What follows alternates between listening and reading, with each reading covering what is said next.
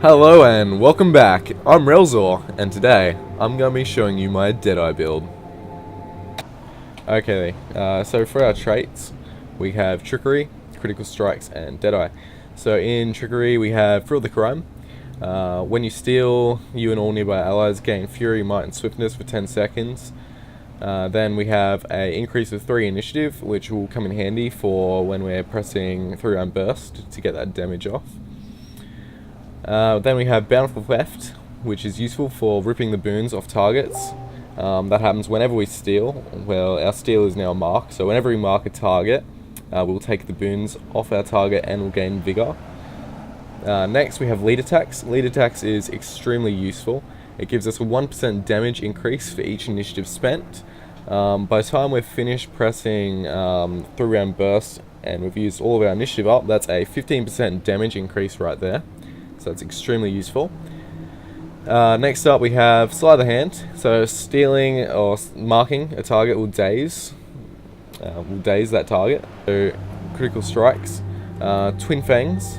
So deal increased critical damage while your health is above the threshold. Gain critical hit chance when hitting a foe from behind or side. So that's 7% increased damage there.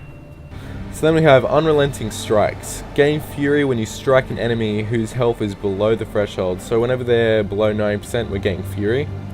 Fury is really useful for this build. You can see why. So we got Practice Tolerance. Gain Ferocity based on your precision.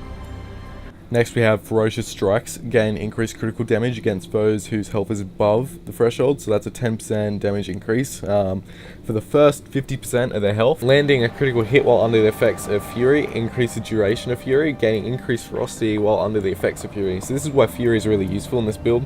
So we'll be getting Fury whenever we steal, thanks to Thrill the Crime.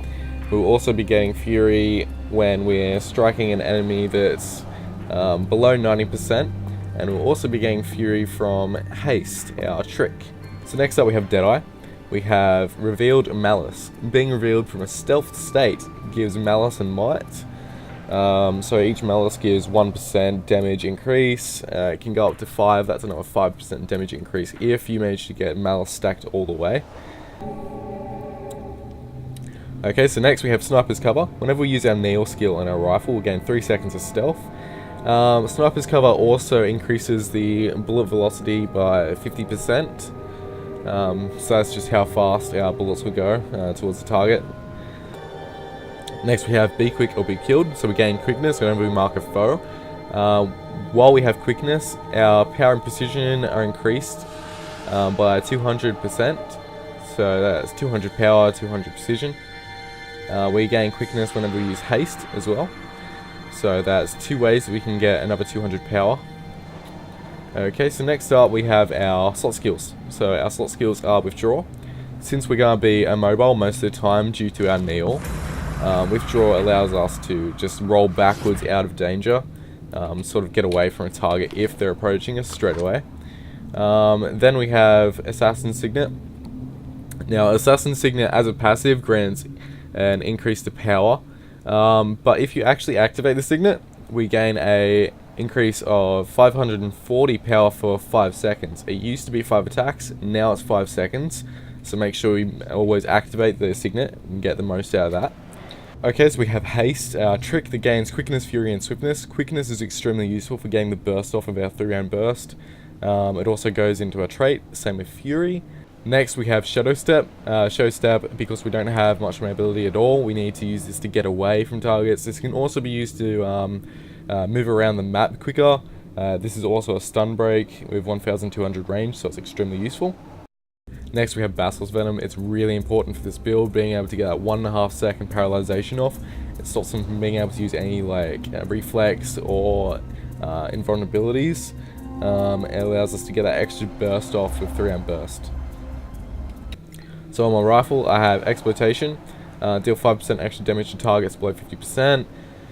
Then we have Sigil of Separation, deal 5% extra damage to targets more than 500 distance away. You want to try and stay at least 1000 range, otherwise you're going to get focused. Then we've got our short bow, we have Exploitation again, and we also have Sigil of Energy. where we gain 25% of the endurance back.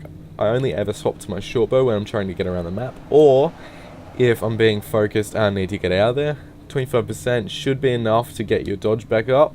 So you should be able to have another dodge, and then you can start using your infiltrator's arrow to show step away.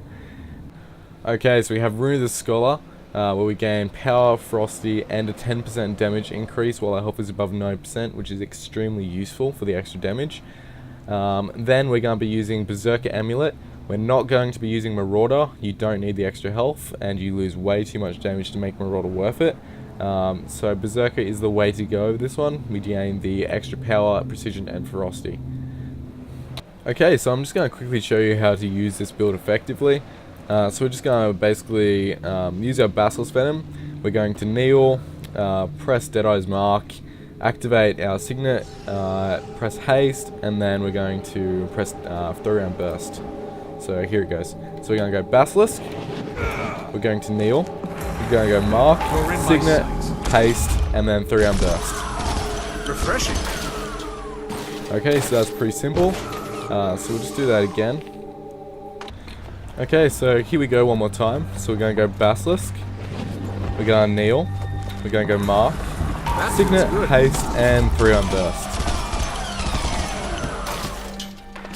Alrighty, and that's all there is to it. It's pretty simplistic. There's the build, and I hope you guys enjoy.